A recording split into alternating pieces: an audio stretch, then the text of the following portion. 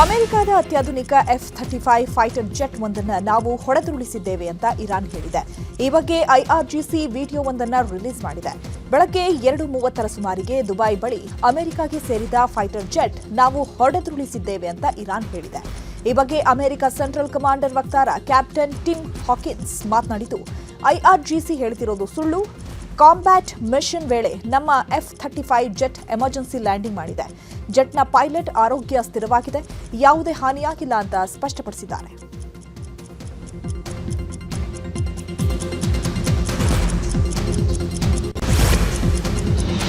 Iran ಸೇನಾಪಡೆ IRGC ವಕ್ತಾರ ಅಲಿ ಮೊಹಮ್ಮದ್ ನೈನಿಯನ್ನ ಹತ್ಯೆ ಮಾಡಿದ್ದೀವಿ ಅಂತ ಇಸ್ರೇಲ್ ಹೇಳಿಕೊಂಡಿದೆ. ಇಸ್ರೇಲ್ ಹಾಗೂ ಅಮೆರಿಕ ನಡೆಸಿದ ಜಂಟಿ ಕಾರ್ಯಾಚರಣೆಯಲ್ಲಿ ನೈನಿ ಹತ್ಯೆಯಾಗಿದೆ ಎನ್ನಲಾಗ್ತಾ ಇದೆ. ಈ ಬಗ್ಗೆ ಮಾತನಾಡಿರುವಂತಹ ಐಆರ್ಜಿಸಿ ಅಲಿ ಮೊಹಮ್ಮದ್ ನೈನಿ ಹತ್ಯೆಯಾಗಿರೋದು ನಿಜ ಅಂತ ಒಪ್ಪಿಕೊಂಡಿದೆ ಅಂತ ಮಾಧ್ಯಮಗಳಲ್ಲಿ ವರದಿಯಾಗಿದೆ. ಯುದ್ಧ ಪೀಡಿತ ಇರಾನ್ನಲ್ಲಿ 178 ಜನರ ಬಂಧಿಸಲಾಗಿದೆ. ಅಮೆರಿಕ ಹಾಗೂ ಇಸ್ರೇಲ್ ಪಡ ಗೂಢಚರ್ಯೆ ನಡೆಸಿರುವಂತಹ ಆರೋಪದ ಹಿನ್ನೆಲೆ ಈವರೆಗೆ ಒಟ್ಟು 178 ಜನರನ್ನು ಬಂಧಿಸಲಾಗಿದೆ. ಕೆಲವೊಂದು ಸೂಕ್ಷ್ಮ ಸ್ಥಳಗಳ ಬಗ್ಗೆ ಅಮೆರಿಕ ಹಾಗೂ ಇಸ್ರೇಲ್ಗೆ ಮಾಹಿತಿ ನೀಡಿರುವ ಆರೋಪ ಕೇಳಿಬಂದಿದೆ. ಇಷ್ಟೇ ಅಲ್ಲದೆ ಕೆಲವು ಆಯ್ದ ಸ್ಥಳಗಳ ಮೇಲೆ ದಾಳಿ ಮಾಡಲು ಸಂಚು ರೂಪಿಸಿದ್ರು ಅಂತ ಐಆರ್ಜಿಸಿ ಆರೋಪಿಸಿದೆ. ಇರಾನ್ ವಿರುದ್ಧ ಯಾರೇ ಸಂಚು ರೂಪಿಸಿದ್ರು ಅವರನ್ನು ಬಿಡುವ ಪ್ರಶ್ನೆಯೇ ಇಲ್ಲ ಅಂತ ಐಆರ್ಜಿಸಿ ಖಡಕ್ ಎಚ್ಚರಿಕೆ ರವಾನಿಸಿದೆ. ಇನ್ನು ಮಧ್ಯಪ್ರಾಚ್ಯದಲ್ಲಿ ಯುದ್ಧದಿಂದಾಗಿ ಭಾರಿ ಸಮಸ್ಯೆ ಆಗ್ತಾ ಇದೆ. ಇತ್ತ ಕರಾವಳಿಯಲ್ಲಿ ಮೀನುಗಾರ ಮಹಿಳೆಯರಿಗೆ ವ್ಯಾಪಾರ ನಷ್ಟವಾಗ್ತಿದೆ. ಇತ್ತ ಗ್ಯಾಸ್ ಲಭ್ಯತೆ ಇಲ್ಲದ ಕಾರಣ ಮೀನು ಊಟದ ಹೋಟೆಲ್ಗಳು ಬಂದ್ ಆಗಿವೆ. ಅನೇಕ ಹೋಟೆಲ್ಗಳು ಮುಚ್ಚಿರುವ ಪರಿಣಾಮವಾಗಿ ಮೀನುಗಾರಿಕೆ ಮೇಲೂ ಹೊಡೆತ ಬೀಳ್ತಾ ಇದೆ. ಪ್ರತಿದಿನ ಲಕ್ಷಾಂತರ ರೂಪಾಯಿ ಮೀನು ಹೋಟೆಲ್ಗಳಿಗೆ ಮಾರಾಟ ಆಗ್ತಿತ್ತು.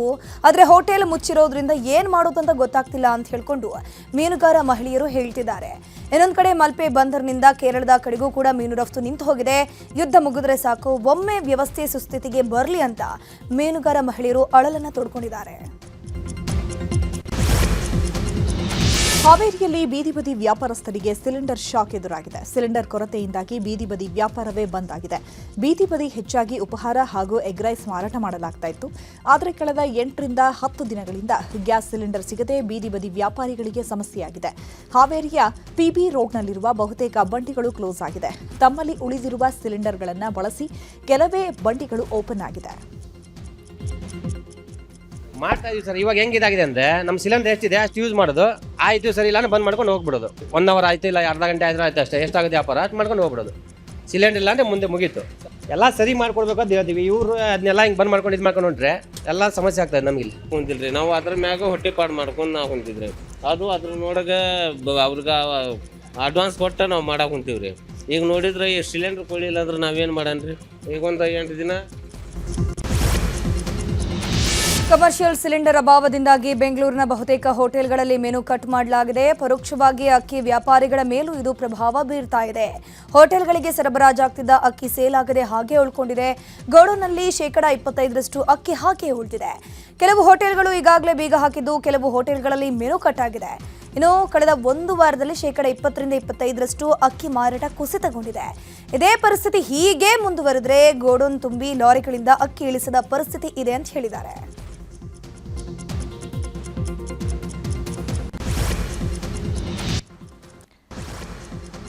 ಈಗ ತೈಲ ಬಿಕ್ಕಟ್ಟಿನ ಪ್ರಮುಖ ಸುದ್ದಿಗಳು.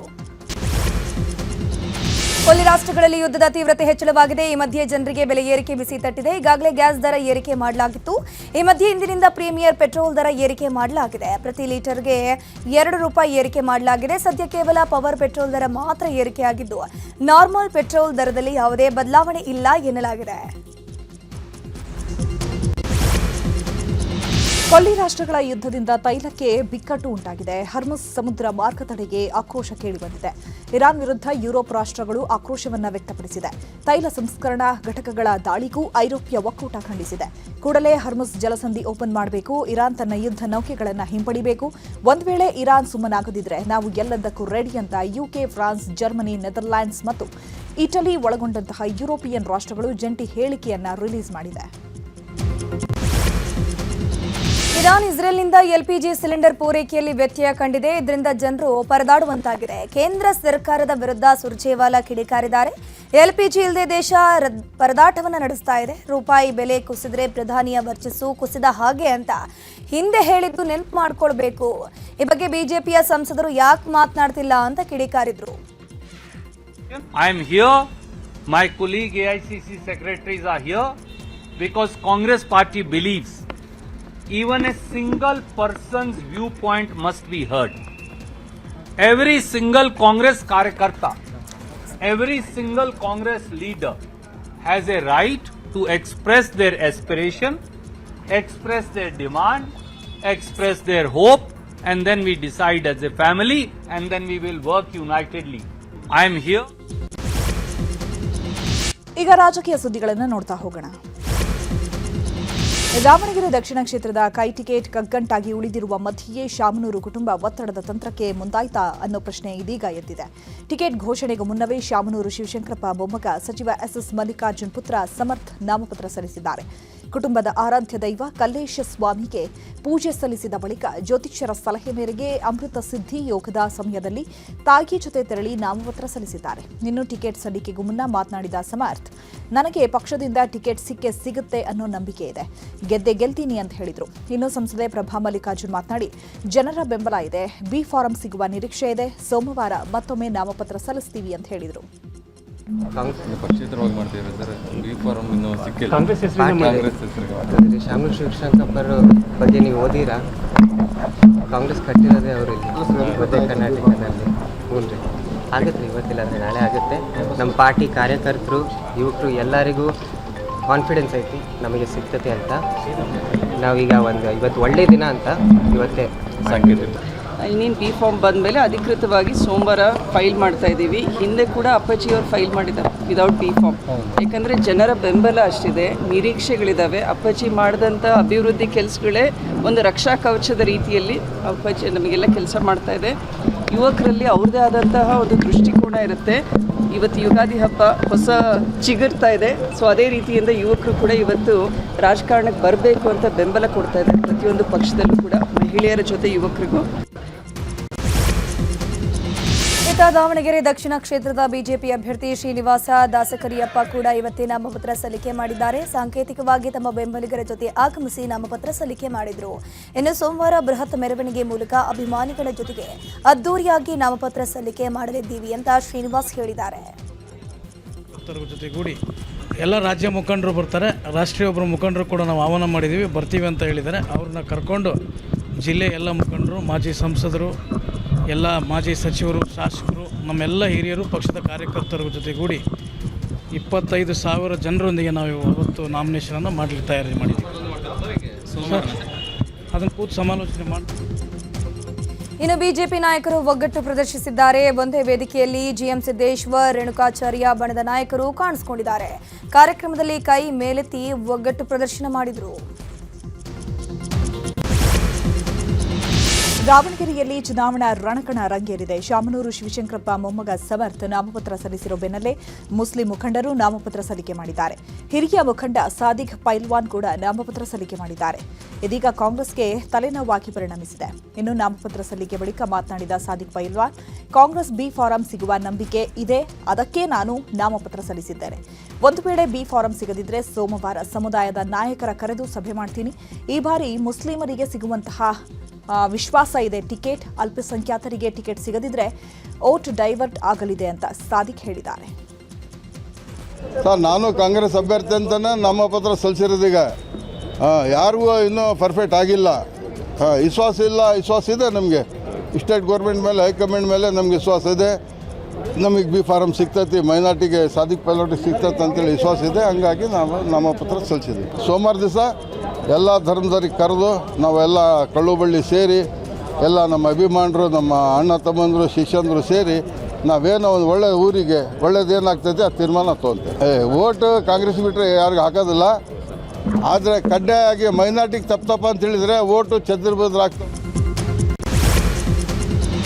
ಬಾಗಲಕೋಟೆ ಉಪಚುನಾವಣೆ ಅಖಾಡ ಕೂಡ ರಂಗೇರ್ತಾ ಇದೆ. ಬಿಜೆಪಿ ಅಭ್ಯರ್ಥಿ ವೀರಣ್ಣ ಚರಂತಿಮಠ ಇವತ್ತೇ ನಾಮಪತ್ರ ಸಲ್ಲಿಕೆ ಮಾಡಿದ್ದಾರೆ. ತಮ್ಮ ಕುಟುಂಬದವರ ಜೊತೆಗೆ ಆಗಮಿಸಿದ ವೀರಣ್ಣ ಚರಂತಿಮಠ ಸಾಂಕೇತಿಕವಾಗಿ ನಾಮಪತ್ರ ಸಲ್ಲಿಸಿದ್ದಾರೆ. 12 ಗಂಟೆ ವೇಳೆ ಬಾಗಲಕೋಟೆ ಉಪವಿಭಾಗಾಧಿಕಾರಿ ಕಚೇರಿಗೆ ಪತ್ನಿ ಜೊತೆ ಆಗಮಿಸಿದ ಚರಂತಿಮಠ ಸಾಂಕೇತಿಕವಾಗಿ ನಾಮಪತ್ರ ಸಲ್ಲಿಕೆ ಮಾಡಿದರು. ಇನ್ನು ಮಾರ್ಚ್ 23ರಂದು ಮತ್ತೊಮ್ಮೆ ಬೆಂಬಲಿಗರೊಂದಿಗೆ ಅದ್ದೂರಿಯಾಗಿ ನಾಮಪತ್ರವನ್ನು ಸಲ್ಲಿಸಲಿದ್ದಾರೆ.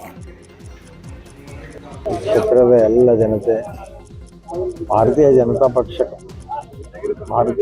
ಪಕ್ಷಕ್ಕೆ ಅತ್ಯಮೂಲ್ಯವಾದ ಮತವನ್ನು ಕೊಟ್ಟು ಅತಿ ಹೆಚ್ಚಿನ ಮತಗಳಿಂದ ಗೆಲ್ಲಿಸಬೇಕು ಅಂತೇಳಿ ನಾನು ವಿನಂತಿ ಮಾಡಿಕೊಳ್ತೇನೆ. ಸರ್ಕಾರ ಮಣಿಸುವಂಥದ್ದಿಲ್ಲ. ಏನು ಸರ್ಕಾರ ಚುನಾವಣೆಗೆ ನಿಲ್ತದೆ, ಅಭ್ಯರ್ಥಿಗಳ ಚುನಾವಣೆಗೆ ನಿಲ್ತಾರ.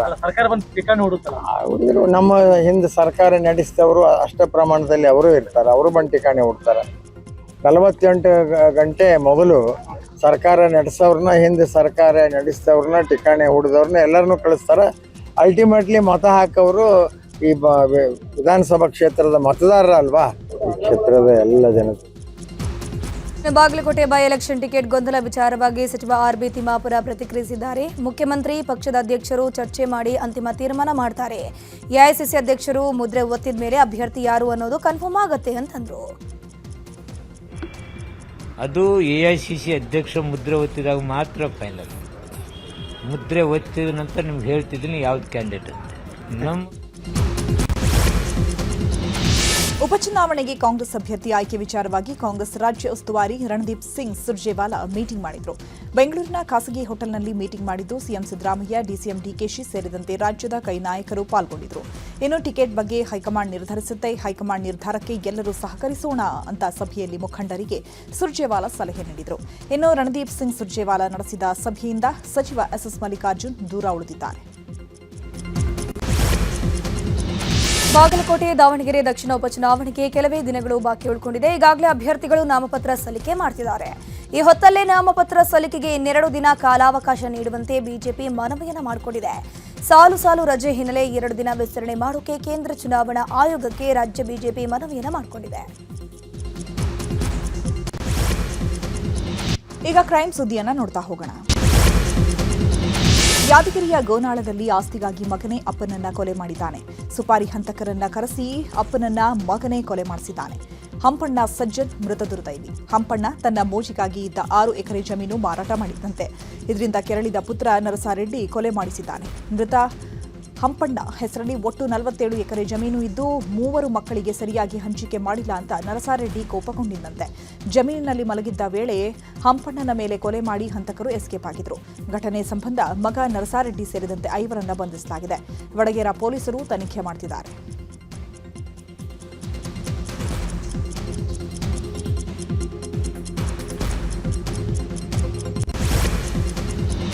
ಚಂದ್ರ ಲೇಔಟ್ನ ಫಿರ್ದೌಸ್ ಬಾನು ಕೊಲೆ ಪ್ರಕರಣದಲ್ಲಿ ಆರೋಪಿ ಹಫೀಜ್ನನ್ನ ಪೊಲೀಸರು ಅರೆಸ್ಟ್ ಮಾಡಿದ್ದಾರೆ. ಆರೋಪಿಗೆ ಮದುವೆಯಾಗಿ ಮಕ್ಕಳಿದ್ರು, ಮಹಿಳೆಗೆ ಪ್ರೀತ್ಸೆ ಅಂತ ಕಾಟ ಕೊಡ್ತಾ ಇದ್ದಂತೆ. ಈ ಕುರಿತು ಮಹಿಳೆಗೆ ಠಾಣೆಗೆ ದೂರನ್ನ ಕೊಟ್ಟಿದ್ಲು. ಮಹಿಳೆ ನಿನ್ನೆ ಕೆಲಸಕ್ಕೆ ಹೋಗಿ ಬರುವಾಗ ಹಿಂಬಾಲಿಸಿ ಹತ್ಯೆಗೈಯಲಾಗಿದೆ. 6-7 ಬಾರಿ ಚಾಕುವಿನಿಂದ ಎರೆದು ಹತ್ಯೆ ನಡೆಸಲಾಗಿದೆ ಅಂತ ಪಶ್ಚಿಮ ವಿಭಾಗದ ಡಿಸಿಪಿ ಯತೀಶ್ ತಿಳಿಸಿದ್ರು. ಸದ್ಯ ಆರೋಪಿಯನ್ನು ಅರೆಸ್ಟ್ ಮಾಡಿದ್ದು ತನಿಖೆ ಮುಂದುವರಿಸಲಾಗಿದೆ. ಮಾರ್ಚ್ 17ರಂದು ಬೆಳಗಾವಿಯ ಉಕ್ಕುಡದಲ್ಲಿ ಅನುಮಾನಾಸ್ಪದ ರೀತಿಯಲ್ಲಿ ಹಸುಗೂಸು ಸಾವನ್ನಪ್ಪಿತ್ತು. ಸದ್ಯ ಪ್ರಕರಣದ ತನಿಖೆ ಬಳಿಕ ಮಗುವನ ತಂದೆಯೇ ವಿಷ ಉಣಿಸಿ ಕೊಲೆ ಮಾಡಿರುವುದು ತಿಳಿದುಬಂದಿದೆ. ಪ್ರಕರಣ ನಡೆದು 3 ದಿನಗಳ ಬಳಿಕ ಆರೋಪಿ ತಂದೆಯನ್ನ ವಶಕ್ಕೆ ಪಡೆಯಲಾಗಿದೆ. ಭೀಮರಾಯ ಚಿಪ್ಪಾಡೆ ಬಂಧಿತ ಆರೋಪಿ. ಹೆಂಡತಿ ಮನೆಯಲ್ಲಿದ್ದ ಮಗುವನ್ನ ನೋಡಲು ಬಂದಿದ್ದಾಗ ಕೊಲೆ ಮಾಡಲಾಗಿತ್ತು. ಸದ್ಯ ಭೀಮರಾಯ ಚಿಪ್ಪಾಡೆ ಬಂಧಿಸಿರುವ ಪೊಲೀಸರು ತನಿಖೆ ಮಾಡುತ್ತಿದ್ದಾರೆ.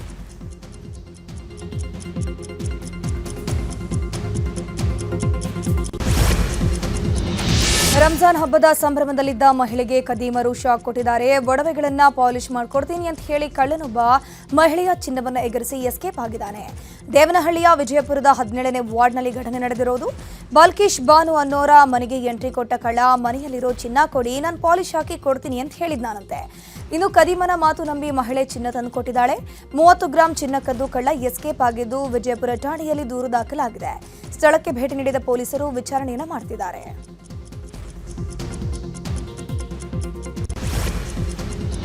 ಈಗ ರಾಜ್ಯಕ್ಕೆ ಸಂಬಂಧಪಟ್ಟಂತಹ ಸುದ್ದಿಗಳು. ಮಾಜಿ ಸಂಸದ ಪ್ರಜ್ವಲ್ ರೇವಣ್ಣ ಪೆನ್ಡ್ರೈವ್ ಹಂಚಿಕೆ ಪ್ರಕರಣಕ್ಕೆ ಸಂಬಂಧಪಟ್ಟಂತೆ ಹಾಸನದಲ್ಲಿ ಶಾಸಕ ಸ್ವರೂಪ್ ಸುದ್ದಿಗೋಷ್ಠಿ ನಡೆಸಿದ್ದು ಸರ್ಕಾರದ ವಿರುದ್ಧ ಆಕ್ರೋಶ ವ್ಯಕ್ತಪಡಿಸಿದರು.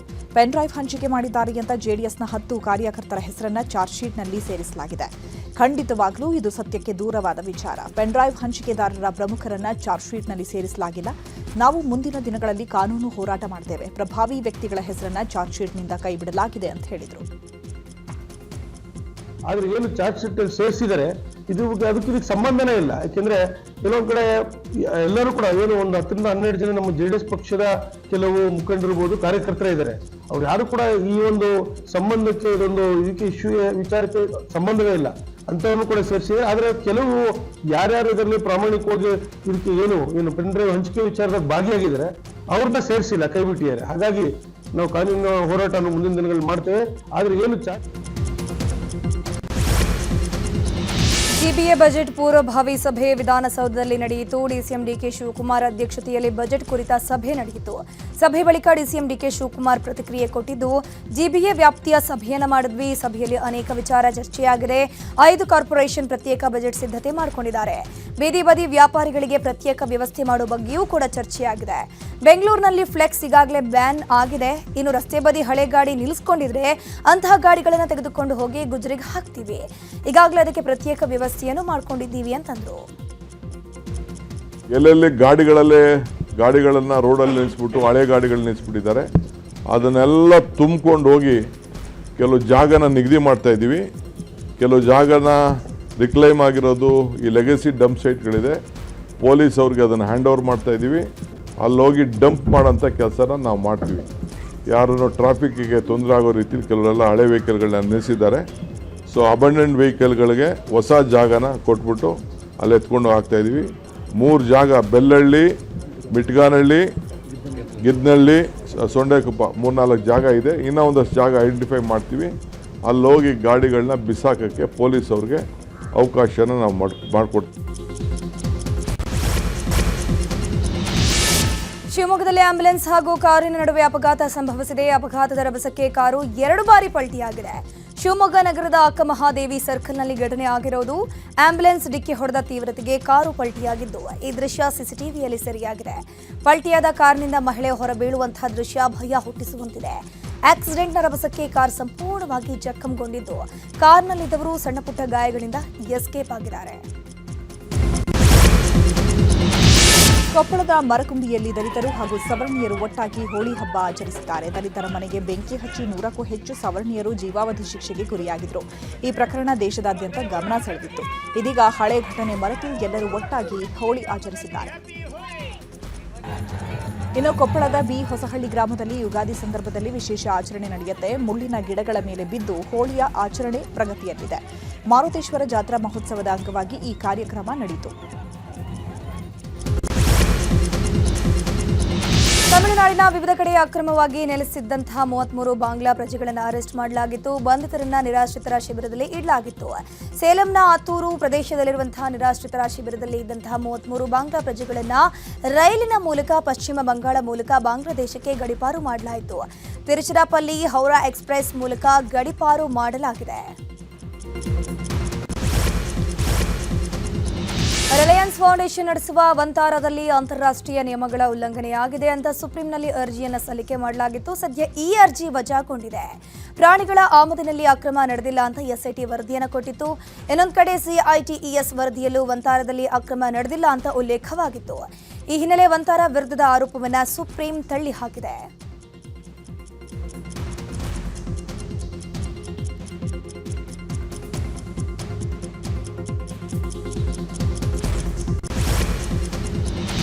ಈಗ ವಿದೇಶ ಸುದ್ದಿಯನ್ನು ನೋಡ್ತಾ ಹೋಗೋಣ. ಉತ್ತರ ಕೊರಿಯಾದ ಸಂಸತ್ ಚುನಾವಣೆಯಲ್ಲಿ ಕಿಮ್ ಜಾಂಗ್ ಉನ್ 99.97% ಮತಗಳೊಂದಿಗೆ ಭರ್ಜರಿ ಜಯ ಸಾಧಿಸಿದ್ದಾರೆ. ಇದೇ ಮೊದಲ ಬಾರಿಗೆ ಸರ್ವಾಧಿಕಾರಿ ವಿರುದ್ಧ ಮತ ಚಲಾವಣೆಯಾಗಿದೆ. 1957ರ ಬಳಿಕ ಇದೇ ಮೊದಲ ಬಾರಿಗೆ 0.07% ಜನ ಉತ್ತರ ಕೊರಿಯಾ ಸರ್ವಾಧಿಕಾರಿ ವಿರುದ್ಧ ಮತ ಚಲಾಯಿಸಿದ್ದು, ಇದು ಜಗತ್ತಿನಾದ್ಯಂತ ದೊಡ್ಡ ಚರ್ಚೆಗೆ ಕಾರಣವಾಗಿದೆ. 15ನೇ ಸುಪ್ರೀಂ ಪೀಪಲ್ಸ್ ಅಸೆಂಬ್ಲಿಗೆ ಸದಸ್ಯರನ್ನು ಆಯ್ಕೆ ಮಾಡಲು ಮಾರ್ಚ್ 15ರಂದು ಮತದಾನ ನಡೆಸಲಾಗಿತ್ತು.